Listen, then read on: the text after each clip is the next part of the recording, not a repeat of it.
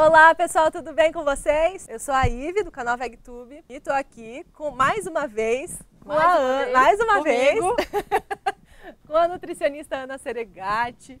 Ela vai trazer muito conhecimento pra gente numa aula hoje, né, Ana? Vai ser um bate-papo bem gostoso, acompanha aí que vai ser muito legal. E hoje a gente vai falar sobre alimentação infantil, a introdução alimentar mesmo. Muita gente fica na dúvida sobre introdução alimentar, né? Como começar a introduzir os alimentos para a criança. A minha criança, ela já fez 6 meses e uma semana, sei lá. Já tem todos os sinais. Isso. Tem todos os sinais de prontidão. Ela está pronta, vai começar a comer. O que eu faço? Por onde eu começo? Vamos lá. Primeiro dar as boas-vindas para esse universo, né?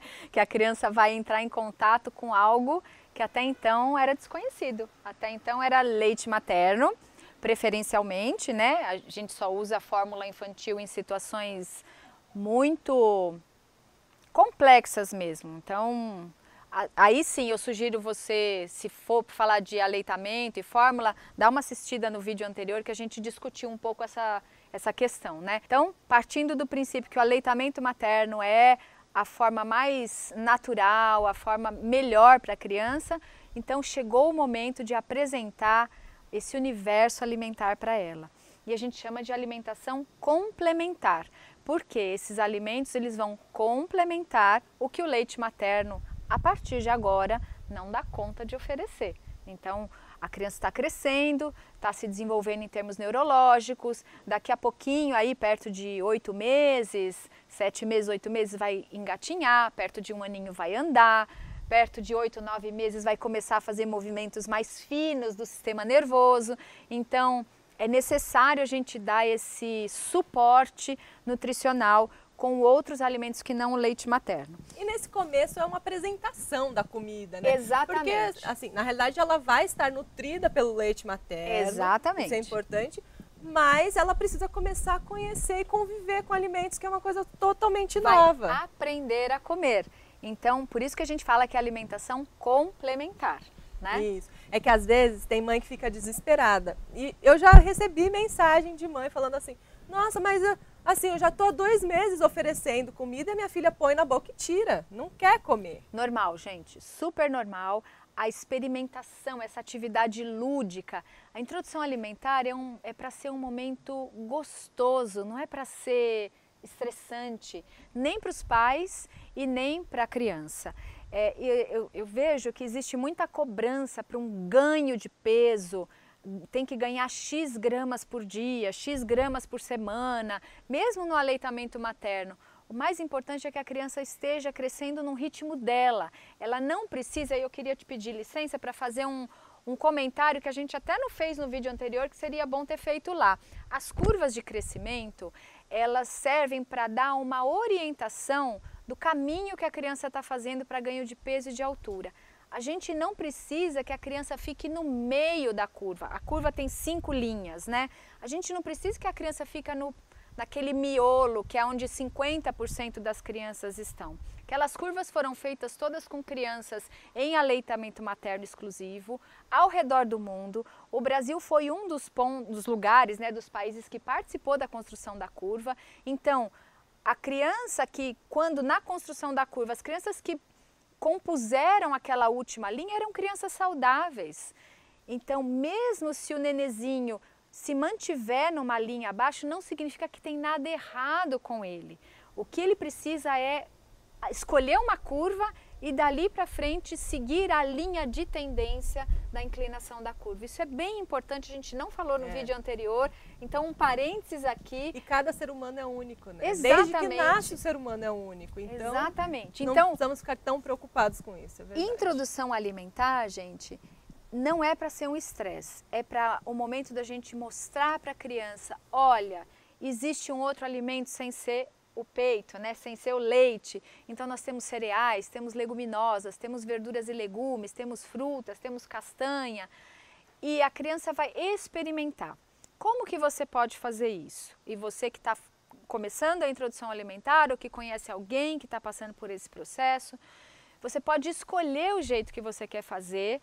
por um método que a gente chama de BLW, né? É uma sigla em inglês para dizer que a criança, ela vai liderar, ela vai conduzir essa escolha sozinha. Então, neste método BLW, você oferece já nesse momento, né, perto dos 6 meses, os alimentos em pedaços, já mais molinhos. Por exemplo, você não vai dar uma cenoura crua para a criança, você vai dar, passa no vapor para ela ficar mais molinha, para a criança poder pegar e conseguir se alimentar. Então você coloca ou no cadeirão ou num pratinho e apresenta pedaços. Um pedaço de kiwi, um pedaço de banana, um brócolis, os feijões. E aí no BLW a gente não tem como, porque a criança com 6 meses não faz esse movimento, né? Ela não tem essa capacidade neurológica ainda, isso vai acontecer lá para 8, 9 meses. Então, se a gente quer dar no BLW as leguminosas, a gente faz bolinhos, né? Amassa e depois molda bolinhos e dá uma selada na frigideira para ficar mais durinho para a criança pegar. Os cereais a mesma coisa, a gente pode fazer bolinhos. Então dá para dar o famoso arroz, feijão, verduras e legumes num método BLW para a criança poder escolher.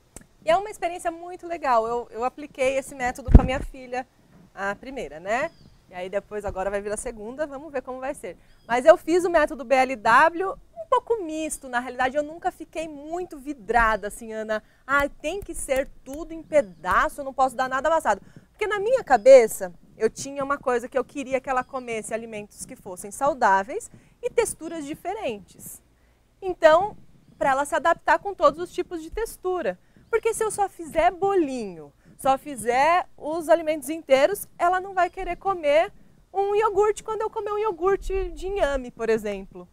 Então, de vez em quando, se eu estava comendo um iogurtezinho de inhame, ela também podia comer o iogurtezinho de inhame. E aí tinha texturas, eu gosto, sei lá, de sopa. Na minha família, a gente come muita sopa. Não é o caso da minha família, mas eu sei que tem famílias que comem muita sopa à noite, por exemplo. Aí você nunca dá para a criança experimentar sopa. Pode ser um risco, porque ela pode não aceitar depois comer sopa. Então, o que a IVE fez é o que a gente chama de introdução alimentar participativa, né? Que mistura a tradicional, e a tradicional a gente pega o alimento, a massa, né? Altera a consistência para deixar um pouquinho mais molinho e oferece de colher. Então, dá para fazer neste método, dá para fazer no BLW, dá para fazer uma mistura das duas coisas. O importante é que exista um equilíbrio na distribuição dos nutrientes. E nesse sentido, como que a gente monta um pratinho de criança? A gente tenta, independente do volume, se a criança comer isso aqui ou se a criança comer isso aqui, a gente vai distribuir 1/3 de verduras e legumes, 1/3 de cereais, e aí arroz, milho, centeio, cevada, trigo, aveia, e 1/3 de leguminosas. Então, não importa o volume que a criança coma, isso talvez gere na sua cabeça uma pergunta, mas quanto a criança tem que comer? Não tem resposta.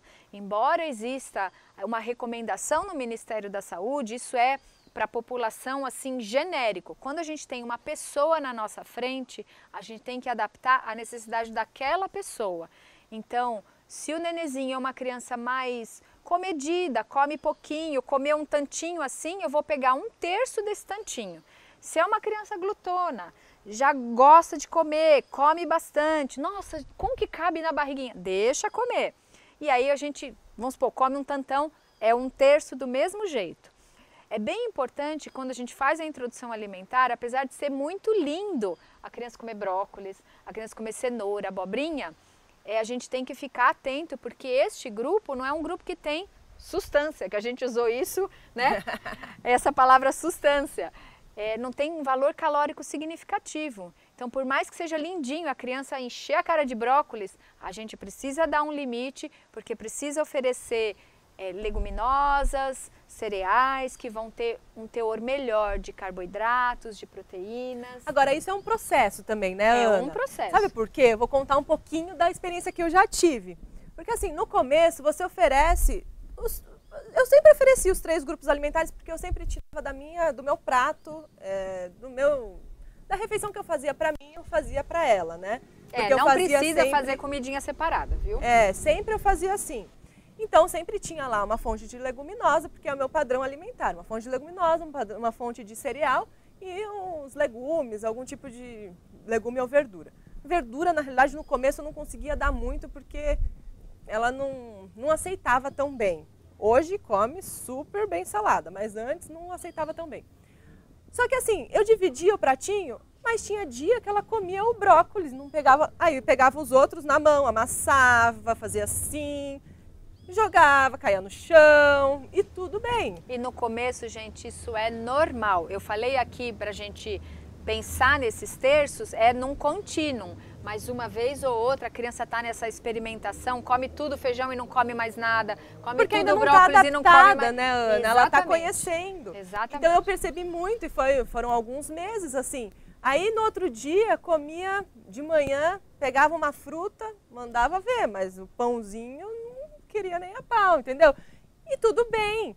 E assim, tinha dia que não comia nada, ela só amassava mesmo, colocava na boca, tirava, colocava na boca, tirava. E tudo bem. Então, a gente precisa se preocupar muito e não ficar tão ansiosa, porque eu acho que a gente, como mãe, às vezes fica mais ansiosa que o bebê, sabe? É verdade. Querendo que a criança coma uma quantidade de coisa que não é realista, não é real. E que é justamente isso aqui, é para genérico, né? É um genérico, tem que comer, sei lá, 2, 3 colheres de sopa. E não, às vezes a criança quer comer mais de 3 colheres de sopa, ou às vezes a criança quer comer uma colher de chá, o equivalente. Então, a individualidade é bem importante. No começo, e tem muita gente que me pergunta isso, né? No começo, gente, é comida simples. Arroz, os equivalentes, feijão, os equivalentes, verdura e legume. Não precisa ficar fazendo pratos elaborados. Café da manhã de nenê é fruta. O máximo que você pode colocar para um nenê pequeno, que eu falo até 1 aninho, é colocar uma aveia. Precisa pôr aveia? Não precisa pôr aveia. Pode pôr aveia? Pode pôr aveia. Quando a gente pensa de um neném de 1 ano para frente, aí eu estou usando a palavra neném aqui, neném até 1 ano, mas eu adoro chamar a Melzinha que tem neném, quase 3 de neném. Não é o correto do ponto de vista técnico, né? Mas é uma delícia chamar eles de nenéns. Mas vamos pensar, depois de 1 aninho, aí a gente pode pensar em convidar a criança a comer alguma coisa mais parecido com o nosso café da manhã, um pãozinho que a gente faz em casa, uma aveioca, um muffin, uma fruta com um pouquinho de aveia, com um pouquinho de granola, mesmo que o nenê mame no peito, pode dar um pouquinho de leite vegetal num mingau, num pudinzinho de chia, isso tudo pode a partir de um aninho mais ou menos. Antes disso é comida simples, simples. Porque assim, você parar pra pensar... E comida da casa.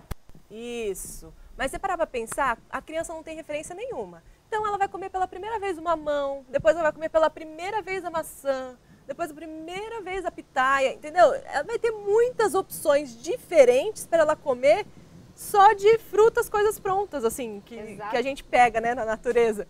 Sem ter que passar por algum processamento, né? Sem passar por processamento. E é legal porque ela se adapta a comer esses alimentos crus também. Com a Melzinha, eu acho legal compartilhar isso, porque cada criança é única, mas você pode ter uma referência nisso aqui também, né? Por exemplo, a Mel come super bem banana e maçã crua. Agora, eu inventei de fazer, agora que ela começou a ir para a escola, eu inventei de fazer uma panqueca recheada, que eu achei, vai ficar muito legal, né? Uma banana no meio da panquequinha. Quando ela comeu a banana com a textura... Não gostou? Odiou aquela textura. Então, assim... Tá tudo certo, é o paladar dela. É o paladar dela, entendeu? Outras crianças vão amar aquilo. Mas é por isso que eu acho que é importante você dar cru primeiro, para ela se acostumar com o cru. E aí fica mais fácil a sua vida, né? A vida de mãe fica mais fácil. Veja, a Ivy está falando do cru e a gente pode levar assim, uma verdura crua. Como que a gente pode, por exemplo, fazer uma verdura crua para uma criança pequenininha? Ó, nós temos aqui uma visitante, olha só. Chegou! Senta Essa aqui. é a Melzinha que come muito lindo.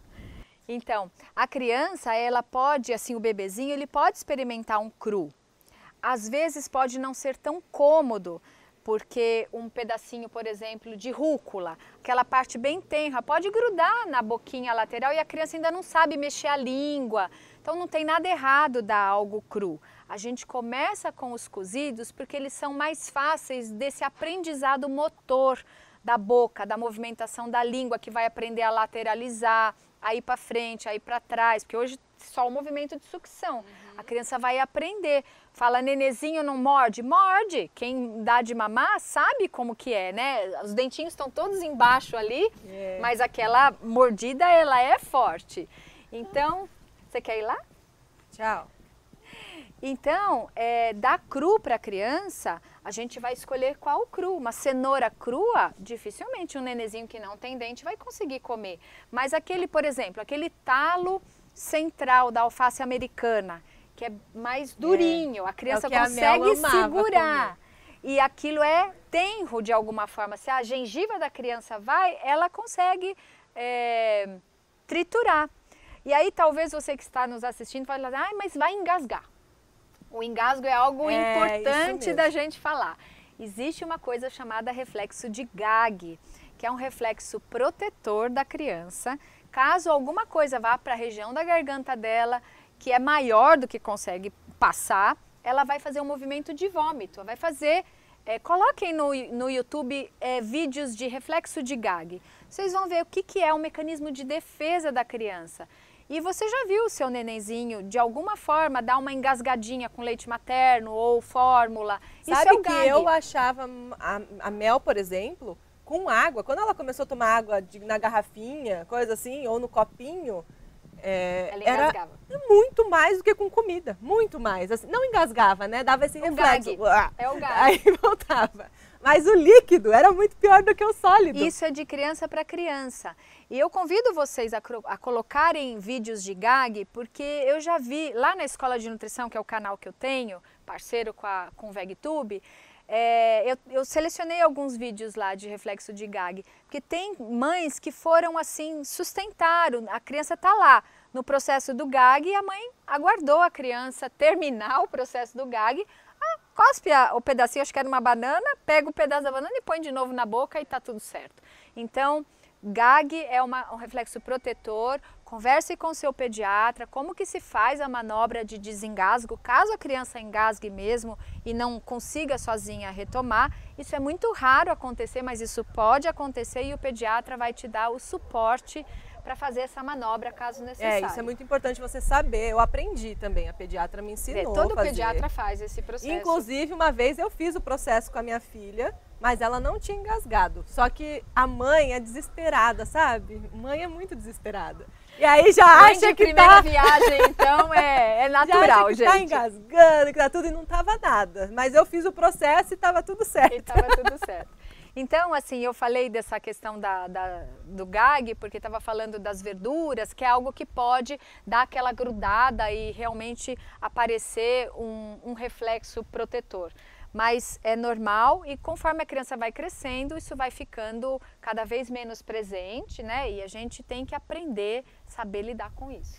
E aí, gente, assim, você vai vendo também o que a criança vai tendo mais facilidade. Então, por exemplo, com o passar do tempo, né, ela vai começar a desenvolver aquele sinal de pinça, isso? Sinal de pinça, não? É assim, pegar. Reflexo, para conseguir pegar. O movimento de pinça. Isso, movimento de pinça. Então, o que eu fazia, né?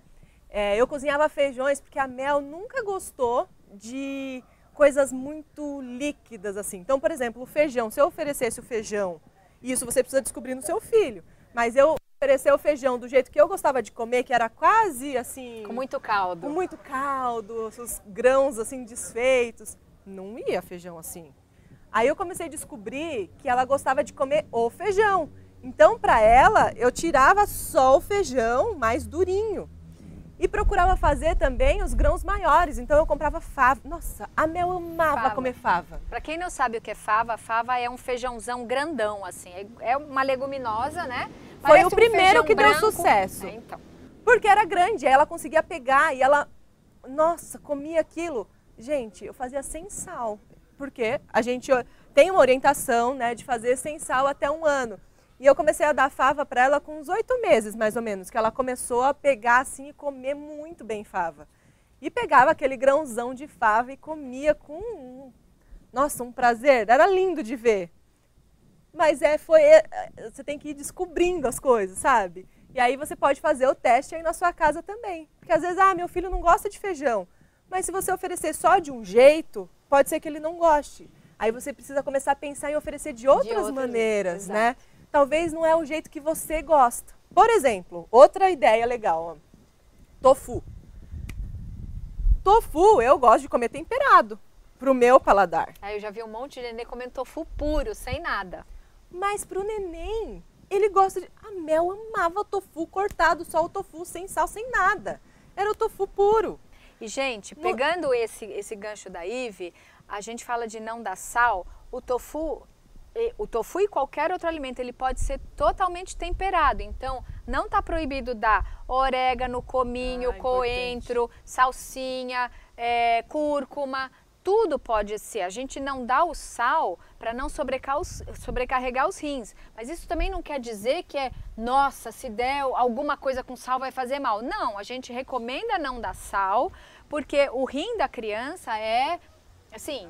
Está em desenvolvimento. Está em desenvolvimento, não precisa dessa sobrecarga. Inclusive a gente come comida muito salgada, né? O brasileiro, né, Melzinha?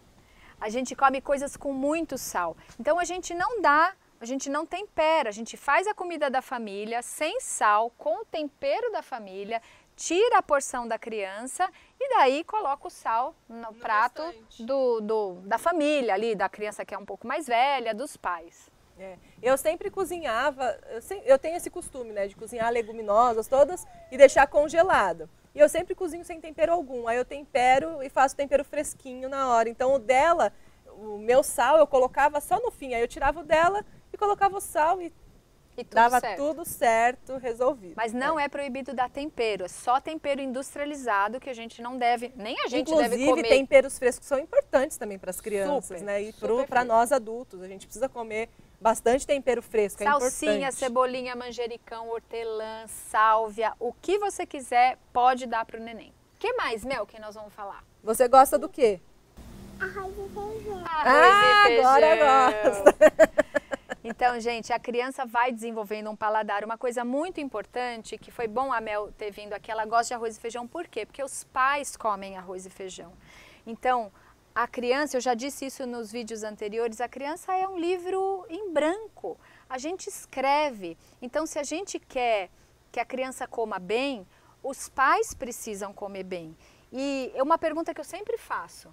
Se o seu filho estivesse no seu colo, ele poderia pegar qualquer coisa do seu prato? Ela fazia pra mim essa pergunta.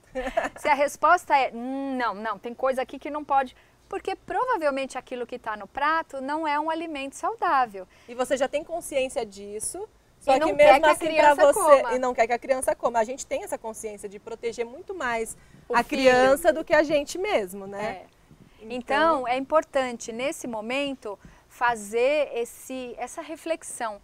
O meu hábito alimentar, eu mastigo devagar, eu componho as minhas refeições de uma maneira rica, variada, colorida. Se a resposta for sim, a introdução alimentar da criança vai ser tranquila. A criança, por exemplo, na idade da Melzinha, é relativamente comum a criança ficar mais seletiva. Então, o que eu recomendo? Eu tenho percebido muito isso, viu? Quando a criança rejeita o alimento, o que eu sugiro os pais fazerem é manter no campo visual da criança aqueles alimentos. Muita criança passa a comer só arroz e feijão, não quer comer verdura, legume, fica seletiva com frutas. Mantém no campo de visão da criança para dar oportunidade, se um dia ela tiver curiosidade de pegar. Não tira, fala, você não quer? Deixa no cantinho. E acho que não vale a pena forçar também. Não é para forçar. Porque quando você força, dá prêmio. Porque antigamente tinha muito nem botar celular e tablet também para a criança comer e fazer aviãozinho. Não precisa, não deve fazer essas coisas. São dicas importantes. Porque antigamente se forçava muito, né? A criança tem que comer de tudo. Meu filho come de tudo. Tem gente que fala isso, assim. Meu filho vai comer de tudo porque a gente não tem frescura e pronto. Só que na realidade com esse posicionamento, às vezes você acaba estragando o paladar da criança, porque ela come aquilo por uma obrigação, por assim. Coação. Isso, assim, tem muito distúrbio alimentar que pode acontecer posteriormente, seja um sobrepeso, uma obesidade ou uma anorexia, alguma coisa assim, por conta de coações e por punição ou por recompensa. Então, a criança ela fica seletiva. 1 ano e meio, 3, 4, pode acontecer. Se isso acontecer, só não tire do campo de visão da criança o alimento. Faça o potinho de salada, coloque no pratinho a verdura, o legume. Ah, eu não quero. Então você deixa no cantinho, você come só o que você quer. Não deixar a criança ditar as regras, mas isso com muito carinho, com muito acolhimento. E você não parar de consumir os alimentos porque a criança não come, sabe? Então, por exemplo, vou dar um exemplo. A Mel teve uma época da manga, assim, que manga não ia, porque tinha fiapo. Para ela tinha fiapo. Podia ser manga Palmer, qualquer manga. Não comia mais manga, não queria manga de jeito nenhum. E eu continuei comendo. Tá bom, então qual fruta que você quer? Você pode escolher a fruta que você quer. Tem lá a variedade de fruta, ela escolhe a que ela quer e ela vai comer aquela. E eu continuei comendo a manga. Olha, foram 6 meses que ela não comeu manga. Depois, recentemente... Voltou a comer. Manga. Mamãe, quero manga. Todo dia ela quer comer manga. Agora eu não estou dando conta de comprar a quantidade de manga porque ela quer comer manga quase todo dia. Então, assim, não dá pra gente entender muito bem. Não consigo entender. Não dá pra entender. Porque os fiapos sumiram. Os fiapos agora estão lá, né? Eu gosto dos fiapos agora, vai entender, né? E aconteceu a mesma coisa com o caqui. E assim, depois de um tempo começa a comer e aí não quer uma outra. E tá tudo certo, e tá gente, tudo certo. Faz parte. A gente às vezes fica um pouco seletivo, mas o importante é a gente ter sempre esse repertório alimentar e como brasileiro a gente não tem uma alimentação ampla, então a gente precisa fazer esse exercício para trazer dentro de casa, para a nossa rotina, para a nossa realidade, comer o mais variado possível, explorar textura, sabor, cor, porque a criança vai ser um reflexo do nosso comportamento alimentar como adultos. Agora tem um outro detalhe que eu acho importante a gente falar, que é sobre um alimento que realmente vale a pena, na minha visão, vale muito a pena você tentar segurar e não dar até uns 2 anos pelo menos, que é o açúcar. Bom, eu diria, Açúcar como profissional, aditivo. diria para não dar nunca, mas isso não é uma realidade. Eu falo, Ana, que planeta você vive? No planeta Terra, por isso que eu sei Inclusive que... adultos não deveriam comer muito Não açúcar. deveriam. É uma não coisa deveriam. que a gente sabe que não é boa, né? Mas eu acho que é legal a gente falar um pouco sobre o paladar da criança e por que não dar açúcar durante esse período dos 2 anos, sabe? Assim, o Ministério da Saúde tem lá na sua recomendação, na Sociedade de Pediatria também, não dar açúcar até os 2 anos de vida. E por açúcar a gente está falando de açúcar mascavo, branco, demerara, mel, melado, agave, todas essas coisas que adoçam, que tem na sua composição essencialmente a glicose e nada mais. Isso não impede, por exemplo, e a Ivy tem várias receitas no canal de bolos, docinhos que é feito com tâmara, com uva passa, com o adocicado. Com banana, né? Porque a gente tem doces naturais assim de frutas. E os doces da fruta são completamente diferentes de você consumir o açúcar, né? Aquele concentrado. Então... E quem é viciado, vamos colocar assim, em açúcar, sabe, tem noção desse efeito que o açúcar tem sobre o nosso organismo. E a dependência que ele vai causando, né? Ótimo falar dessa dependência, porque é mesmo, é uma dependência em termos de neurotransmissores. Então, poupem as crianças de oferecer esse tipo de alimento, porque elas vão entrar em contato com isso algum dia na vida, mais para frente, em festinhas, isso é natural, vai comer algum doce. O que eu percebo no consultório é as crianças cujos pais não oferecem, têm uma alimentação mais saudável, elas tendem a rejeitar mais coisas muito doces, né? Não conseguem... Porque, gente, queima mesmo. Se você comer uma coisa muito doce, é que a gente aprende a adaptar esse eventual desconforto, porque é gostoso, o paladar doce é gostoso, ele é confortável, ele está relacionado com a comida afetiva, e a gente usa a comida com questões afetivas. Então, postergue o máximo que você puder, dê, quando for necessário, um docinho. A criança vai fazer 1 ano, vai fazer 2 anos, não precisa fazer um bolo com açúcar. E se fizer, mas a criança não vai comer um pedaço do bolo dela? Não precisa dar. Pode dar, mas não precisa dar, ela não vai ficar com vontade, ela vai manifestar a curiosidade de querer pôr algo na boca dela que os pais que alguém está colocando. Então, se for fazer um bolo de 1 ano, faça um bolo adoçado com frutas secas, faça docinhos de festa, que nem você fez um de abacaxi. Tem um vídeo completo, gente. Do aniversário da Mel do ano quero passado, ideia, que eu lembro. pode ir no aniversário da Mel, de 2 aninhos, tudo sem açúcar. Tem bolo, tem receita de docinho, tem de tudo sem açúcar. Assim, vocês vão falar, mas ela comeu de tudo? Ela podia comer de tudo, mas ela não comeu de tudo. Sabe o que ela comeu de verdade? Pipoca e gelatina de agar-agar. Que era o que ela curtia, sabe? É o que ela gosta. Então, assim, eu acho que vale muito a pena você pensar nas coisas que o paladar do seu filho curte, para você fazer também no aniversário, porque muito do que você faz no aniversário é mais para os adultos do que para as crianças. Exatamente. E eu reforço, eu vou falar e vou falar de novo. O nosso hábito alimentar impacta fortemente o hábito alimentar de qualquer criança do nosso lado.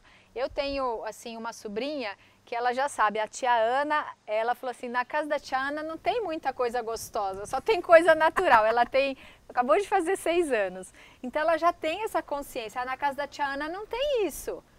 Então, a criança enxerga e quanto mais ela vai crescendo, ela vai tendo essa referência. Então, eu convido você nesse momento, se você está grávida, se você vai fazer a introdução alimentar, se você pretende um dia ter filho, se você não pretende ter filho, mas adora criança, tem sobrinho, tem neto, faça você a sua boa escolha alimentar, para quem tiver do seu lado, não só as crianças, mas eventualmente adulto, um vizinho que olha você comendo diferente do hábito cultural brasileiro. Você acaba sendo um agente de transformação para um mundo melhor, para um mundo mais saudável. Exatamente. E assim, a gente reflete nos nossos filhos, né? Então, a gente precisa mudar a nossa alimentação para que nossos filhos sigam aquilo de exemplo. E eu acho que é muito importante, porque a criança vai crescendo. Vem cá, Melzinha. Vem aqui. Vem cá no colo da tia Ana. A criança vai crescendo. Ó, a minha já está com 3 anos agora. Essa daqui tá grandona. Hoje eu já não bloqueio mais ela comer alguma coisa com açúcar, entendeu? Não é porque eu acho que agora ela está tendo a experiência dela com a vida. Então ela está indo para a escola, ela tem outros contatos, sabe? E é importante ela ter contato com os outros alimentos. Mas a nossa alimentação em casa, que para mim é o mais importante. Então durante a semana em casa, eu não faço nada com açúcar. Não é padrão na minha casa. Vou fazer... Tem bolinho? Tem. Eu faço muffin para ela leva na escola, por exemplo, um muffinzinho. Sem açúcar, não precisa durante a semana. Mas vai numa festinha e não vai comer nada? Vai. Lá na festinha ela come o que a gente comer, o que ela quiser, né? Que tiver de acordo com os nossos princípios, porque a gente é vegano também, então se tiver ali de acordo, ela vai comer. Então é isso que a gente tenta ensinar o máximo possível para ela aprender. E eu percebo que o paladar dela tem ficado muito próximo do nosso paladar. E a gente, adulto, quando muda e começa, por exemplo, não adiciona açúcar no suco. Quando não adiciona mais açúcar no suco, quando você vai tomar um suco com açúcar, você só sente o sabor do açúcar. Não é isso? Eu senti muito essa experiência na minha vida.